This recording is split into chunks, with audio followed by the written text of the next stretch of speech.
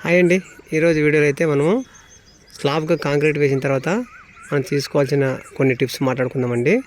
ముఖ్యంగా మనము స్లాబ్ వేసిన తర్వాత క్యూరింగ్ అనేది ముఖ్యమైన విషయం అండి. క్యూరింగ్ అనమాట కనీసము 7 రోజుల నుండి 14 రోజుల వరకు నీటితో క్యూరింగ్ చేయాలన్నమాట. రోజుకు 2-3 సార్లు నీరు పోసి బాగా నానబట్టాలన్నమాట.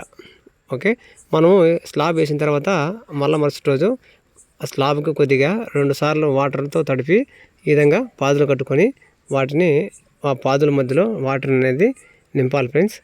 ముఖ్యంగా ఇంకో విషయానికి వస్తే కాంక్రీట్ పూర్తిగా ఎక్కువ బలపడడానికి కొద్దిగా టైం తీసుకుంటుంది అనమాట. కనీసం 21 రోజు నుండి 28 రోజుల వరకు అది గట్టిపడడానికి టైం అనేది కాబడుతుంది ఫ్రెండ్స్. కావున అది గట్టిపడాలంటే 28 రోజులు అయితే తప్పనిసరిగా టైము తీసుకుంటుంది. తర్వాత మనము 28 రోజుల లోపల మనము ఎటువంటి బర్తీలు కానీ లోడ్ కానీ పైన స్లాబ్ పైన వేయకూడదు ఫ్రెండ్స్. మనం ఎటువంటి చిన్న ఏమైనా క్రాక్స్ ఉన్నా కూడా వాటిని మనం సరి చేసుకోవాలన్నమాట.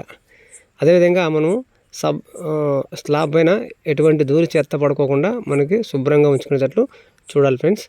ముఖ్యంగా సెంటరింగ్ విషయానికి వస్తే సెంటరింగ్ అనేది తొలగించే ముందు మనము అది మన సెంటరింగ్ అంటే సెంటరింగ్ కొట్టి స్లాబ్ వేసిన తర్వాత దాన్ని ఎప్పుడు ఓడదీయాలంటే దాన్ని ఓడదీయడానికి అట్లీస్ట్ 14 రోజుల నుండి 15 రోజుల వరకు మధ్యలో మాత్రమే దాన్ని తీసేయాలన్నమాట.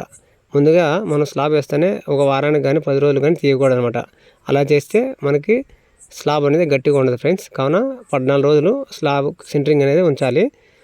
అదేవిధంగా స్లాబ్ వాల్ అనేది మనం ఈశాన్య వైపు ఉండేటట్లుగా మన వాటర్ అనేది త్వరగా నిలబడకుండా వెళ్ళడానికి ఈశాన్య వైపు డౌన్ పెట్టుకొని మనము వాటిని సరి చేసుకోవాలన్నమాట.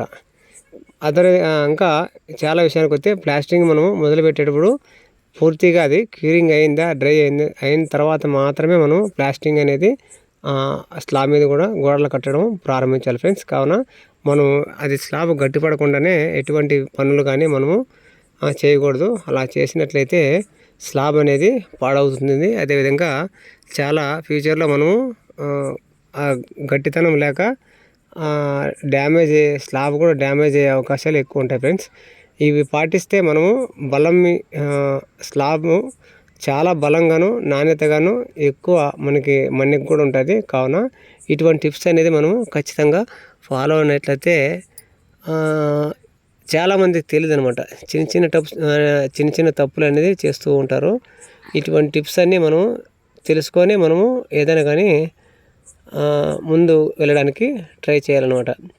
ఓకే ఫ్రెండ్స్, ఈరోజు వీడియోలో అయితే మనము స్లాబ్ కాంక్రీట్ వేసిన తర్వాత ఎటువంటి జాగ్రత్తలు తీసుకోవాలో మీకు నాకు తెలిసిన కొన్ని విషయాలను తెలియజేశానండి. ఈ వీడియో ఎలా ఉందో కామెంట్ చేయండి. అదేవిధంగా మరిన్ని మంచి వీడియోస్ మీ ముందుకు తీసుకురావడానికి ట్రై చేస్తానండి. మన ఛానల్ ఎవరైనా కొత్తగా చూస్తుంటే ప్లీజ్ లైక్ చేయండి, అదేవిధంగా సబ్స్క్రైబ్ చేయండి.